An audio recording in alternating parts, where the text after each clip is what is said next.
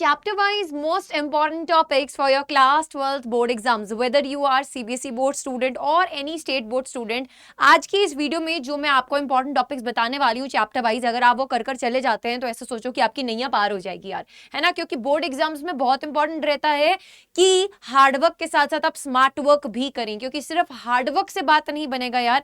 कभी कभी हम ऐसे टॉपिक्स को इंपॉर्टेंस देते रहते हैं, ज्यादा टाइम लगाते रहते हैं उन टॉपिक्स पर जो कि इंपॉर्टेंट ही नहीं होते हैं। So please make sure that आप इस वीडियो को एंड तक देख रहे हैं, और अगर अभी तक आपने इस चैनल को सब्सक्राइब नहीं किया है अगर, तो make sure that you are subscribing to the channel and pressing the bell icon to for all such notifications of these kind of videos, as well as अगर आप चाहते हैं कि आप वो हर इंपॉर्टेंट वीडियो का नोटिफिकेशन पा सके जो आपको आपके बोर्ड एग्जाम में ड्रीम स्कोर लेकर आने में हेल्प करने वाला है, तो आज ही बेटा बेल आइकन पे प्रेस कीजिए। सो ये वीडियो बहुत ही इंपॉर्टेंट रहने वाला है। मैं इस वीडियो को एंड तक रेकमेंड करूंगी कि आप जरूर से देखें, स्टार्टिंग विद चैप्टर नंबर 1। बिना किसी देरी के फर्स्ट चैप्टर के साथ स्टार्ट करते हैं, that is electric charges and field. Electric charges and field chapter में कौन कौन से टॉपिक्स इंपॉर्टेंट है?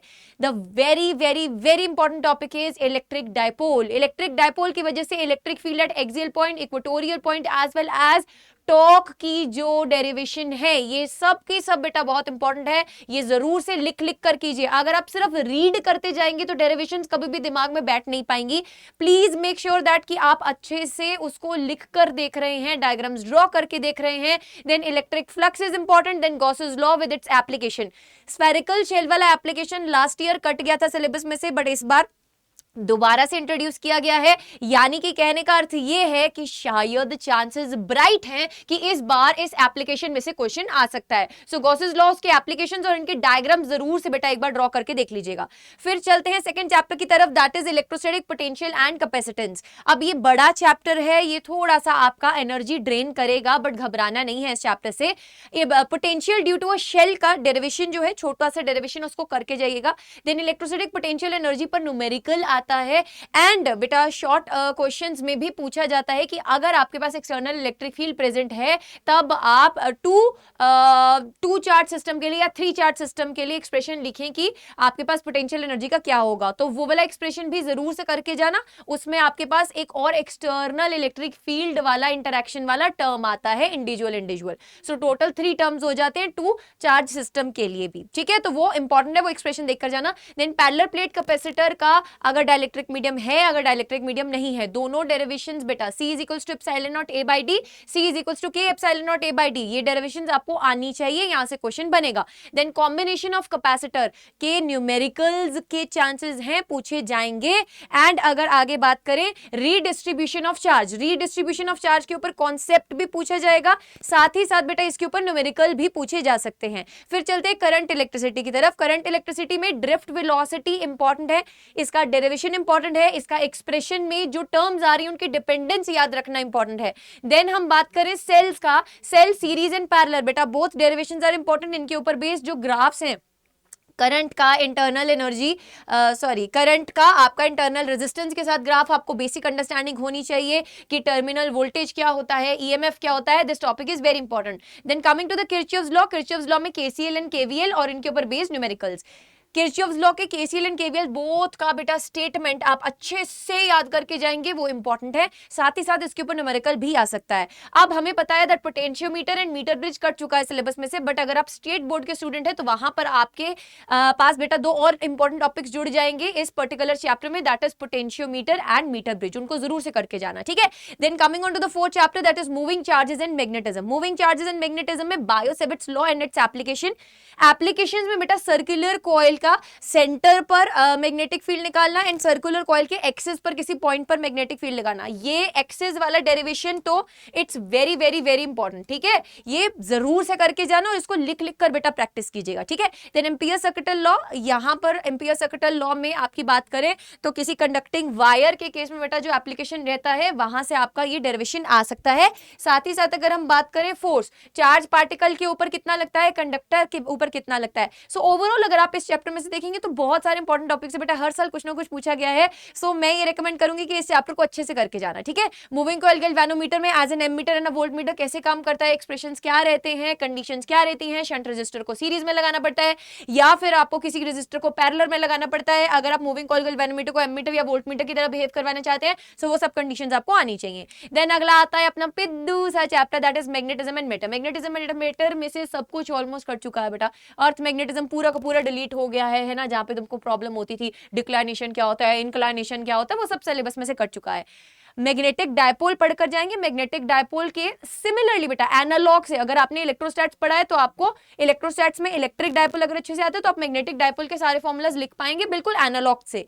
Then magnetic properties of material में डाया, पैरा एंड फेरो, बेटा ये पिछले साल सिलेबस में से कट गया था, इस बार सिलेबस में इंक्लूडेड है। So please make sure that कि आप इसको कवर करके जा रहे हैं।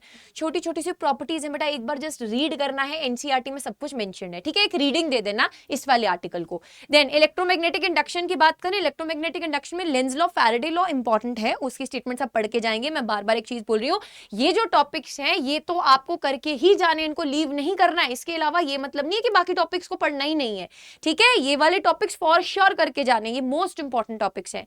तो अगर हम इलेक्ट्रोमैग्नेटिक इंडक्शन चैप्टर की बात करें तो motional and rotational EMF important है। इसके ऊपर बेस्ड बेटा जो आपके पास E is equals to BVL बवाल वाली जो डेरिवेशन है दैट इज इंपॉर्टेंट। देन अगर सेल्फ एंड म्यूचुअल इंडक्शन की बात करें, this is important. Self and mutual induction में जो लास्ट में फॉर्मूला आता है उसमें डिपेंडेंस कैसी रहती है, लेंथ पर, रेडियस पर और नंबर ऑफ टर्न्स पर, वो जरूरी है, वो करके जाना है। इसके ऊपर बेस्ड न्यूमेरिकल्स भी आते हैं तो इनके फॉर्मूलाज आपको आने चाहिए, लर्न होने चाहिए। देन आ जाइए ऑल्टरनेटिंग करंट चैप्टर पर। ऑल्टरनेटिंग करंट चैप्टर में मैंने सीरीज एलसीआर सर्किट लिखा है बेटा। अगर आपने सीरीज एलसीआर सर्किट को समझ लिया तो आप बेसिक वाला सर्किट तो कर ही पाएंगे, इंडिविजुअल आर, इंडिविजुअल एल और इंडिविजुअल सी वाले कर पाएंगे बहुत इजीली बेटा। सीरीज एलसीआर सर्किट में आप फेजर डायग्राम्स को अच्छे से करके जाना, फेजर डायग्राम को बहुत बहुत ध्यान से ड्रॉ करके देखना, वेरी इंपॉर्टेंट। यहां से बेटा पूरे चांसेस है कि सीरीज एलसीआर सर्किट का डेरिवेशन आ सकता है। देन आपको रेजोनेंस पता होना चाहिए, रेजोनेंस का कंडीशन पता होना चाहिए कि एक्सएल एक्सी के बराबर होता है, इंडक्टिव रिएक्टेंस इंडक्टिव कैपेसिटेंस के बराबर होता है, तब रेजोनेंस होता है। ओमेगा यानी कि एंगुलर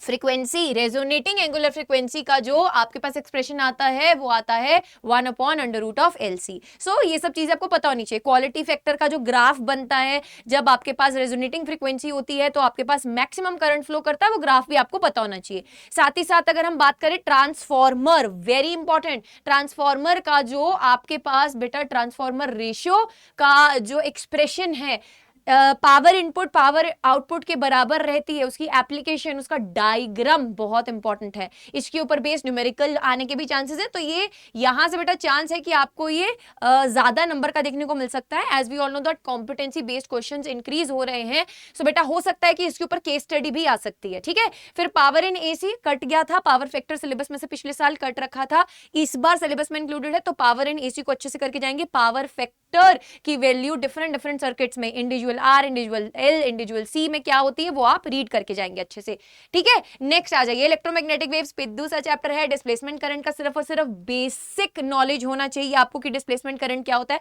मैम आपको करवाएंगे, अगर आपको ऐसा लगता है कि ये वाले चैप्टर्स मैम आप पढ़ा दीजिए तो मैं आपको बता देती हूँ, आप मेरे नाम के साथ कोई भी चैप्टर का नाम राइट कीजिए यूट्यूब पर, ARSHPREET KAUR, अर्शप्रीत कौर के नाम के साथ आप कोई भी चैप्टर राइट करेंगे, आपको उस चैप्टर का वन शॉट भी मिल जाएगा, डिटेल वीडियोस भी मिल जाएंगी। प्लीज मेक श्योर दैट आप उनको देखें, क्योंकि मैंने फुल डिटेल में बेटा सब चैप्टर्स करा रखे हैं। आप इसी चैनल पर प्लेलिस्ट में जाकर भी देखेंगे तो आपको सारे चैप्टर के वन शॉट्स भी मिल जाएंगे, ठीक है। बाकी मैं आपके लिए फ्रेश वीडियोस भी बना दूंगी, उसकी टेंशन मत लीजिएगा। मैं बार बार आपको एक चीज बोलती हूँ कि आप कमेंट सेक्शन में कमेंट करके बताइए कि आपको कौन सी वीडियोस चाहिए, मैम आपके लिए वो वीडियोस बनाएंगी। बट आप तो आप है ना फिर यार। नेक्स्ट आ जाइए बेटा transverse nature of EM waves, ठीक है, इसके ऊपर प्रॉपर्टीज ऑफ ईएम वेव्स के ऊपर भी क्वेश्चन आ सकता है। देन इलेक्ट्रोमैग्नेटिक स्पेक्ट्रम, ठीक है, इलेक्ट्रोमैग्नेटिक स्पेक्ट्रम में बेटा क्या क्या आ जाएगा आपके पास, radio waves, microwaves, gamma rays है ना, एक्स रेज, इनका एप्लीकेशंस पूछ सकते हैं, इनके यूजेस पूछ सकते हैं, इनका सोर्स पूछ सकते हैं, इनका फ्रीक्वेंसी रेंज पूछ सकते हैं, इनका वेवलेंथ रेंज पूछ सकते हैं, तो वो आपको अच्छे से करके जाना है। नेक्स्ट आ जाइए बुक नंबर 2 पर चलते हैं, ray optics and optical instruments. ये बहुत ही इंपॉर्टेंट चैप्टर है बेटा अब अगर मैं इसमें से बोलूँ तुमको तुम कुछ काट जाना, तुम कुछ छोड़ जाना, तो यार मतलब ये बिल्कुल ही वो बात हो गई कि हजम ही नहीं हो रही, क्योंकि ये बहुत इंपॉर्टेंट चैप्टर है, इसमें सब टॉपिक्स ही बहुत बहुत बहुत इंपॉर्टेंट है। वेटेज भी बहुत ज्यादा रखता है बेटा, ईएम, रे एंड वेव कंबाइंड वेटेज बहुत ज्यादा रखता है पेपर में। सो अगर आप इन तीनों चैप्टर्स को अच्छे से करेंगे तो एक आपको भी बेटा कॉन्फिडेंस फील होगा कि हाँ यार अब तो नंबर ज्यादा आएंगे पेपर में, ठीक है। नेक्स्ट अगर बात करें रे ऑप्टिक्स में बेटा, आप स्नेल्स लॉ जरूर से करके जाना। देन टीआईआर में से हमेशा क्वेश्चन देखने को मिलता है, यानी कि टोटल इंटरनल रिफ्लेक्शन और उसकी एप्लीकेशंस। मिराज हो गया, डायमंड की हीरे की अंगूठी चमकती क्यों है, वो एप्लीकेशन भी टीआईआर के ऊपर बेस्ड है, ऑप्टिकल फाइबर भी इसके ऊपर बेस्ड है, तो वो आप रीड कर जाना, ठीक है। नेक्स्ट आ जाइए lens and lens maker formula, इसमें से बेटा डेरिवेशन पूछने के चांस है, lens and lens maker formula दोनों इंपॉर्टेंट है, सो इसमें से बड़ा क्वेश्चन पूछ सकते हैं। Then refraction through the prism, refraction through the prism के में आ जाएगा बेटा आपका एंगल ऑफ डेविएशन आ जाएगा, एंगल ऑफ प्रिज्म निकालना आ जाएगा, refractive index of the prism निकालने का फॉर्मूला आता है, वो करके जाना। देन माइक्रोस्कोप एंड टेलीस्कोप का बेटा आपको डायग्राम आना चाहिए, अगर आप रे डायग्राम्स के साथ इसका डेरिवेशन कर लेते हैं तो ऐसा सोचो कि यार बस आधा तो आपका टेंशन दूर हो जाएगा, क्योंकि कंपाउंड माइक्रोस्कोप और एस्ट्रोनॉमिकल टेलीस्कोप में से एक डेरिवेशन आने के चांसेस बहुत बहुत बहुत ब्राइट हैं। फिर चलते हैं नेक्स्ट चैप्टर की तरफ, that is wave optics. Wave optics में से बेटा आपका हाइगेन्स प्रिंसिपल के ऊपर based reflection and refraction is important. Then YDSE Young's double slit experiment में बेटा फ्रिंजेस का डेरिवेशन डिलीट कर दिया गया है सीबीएसई में, बट अगर आप स्टेट बोर्ड के स्टूडेंट है तो आपको वो करना पड़ेगा। Diffraction through a single slit, maximum minimum conditions कहां कहां बनती हैं आपके पास, वो आपको करना पड़ेगा। इसका जो फ्रिंज पैटर्न रहता है, इंटेंसिटी का ग्राफ जो रहता है वाईडीएसई में और डायफ्रेक्शन में, इंटेंसिटी वाला ग्राफ इज इंपॉर्टेंट। वाईडीएसई में सारे मैक्सिमास का इंटेंसिटी बराबर रहता है, बट डायफ्रेक्शन में सारे मैक्सिमास का इंटेंसिटी बराबर नहीं रहता है, ये जस्टिफाई करना भी आ सकता है। नेक्स्ट आ जाइए मॉडर्न फिजिक्स पे चलते हैं, dual nature of radiation and matter. Scoring है यार, एकदम बहुत ज्यादा स्कोरिंग चैप्टर है। फोटो इलेक्ट्रिक इफेक्ट भूल के भी मत छोड़कर जाना, आप बोर्ड एग्जाम्स में जा रहे हो फोटो इलेक्ट्रिक इफेक्ट नहीं कर जा रहे तो सबसे बड़ी बेवकूफी है, ठीक है।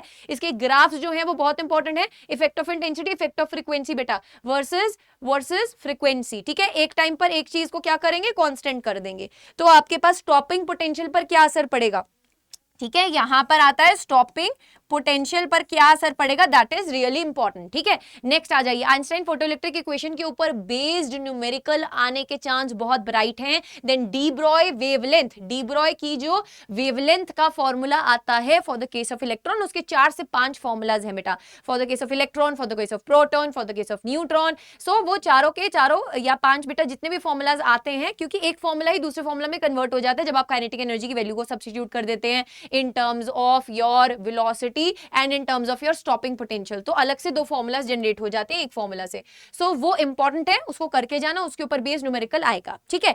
नेक्स्ट आ जाइए एटम्स। एटम्स में अब अगर आप याद करें बोहर्स का जो मॉडल है बेटा, वो सबसे ज्यादा इंपॉर्टेंट है। बोहर्स के मॉडल में रेडियस, वेलोसिटी, एनर्जी का जो डेरिवेशन है वो आ सकता है, इनमें से कोई भी डेरिवेशन पूछ सकते हैं, बोहर के पोस्टुलेट लिखने आ सकते हैं। Then hydrogen spectrum is really important, don't skip it, है ना। Lyman Balmer Paschen and Brackett पर फंड, इसको जरूर से बेटा करके जाना। आपके पास जो फॉर्मूला रहता है 1/λ is equals to are 1/n1 का स्क्वायर माइनस 1/n2 का स्क्वायर, ठीक है, जहां पे आर रेडबर्ग कांस्टेंट रहता है, वो फॉर्मूला के ऊपर बेस्ड क्वेश्चन आता है।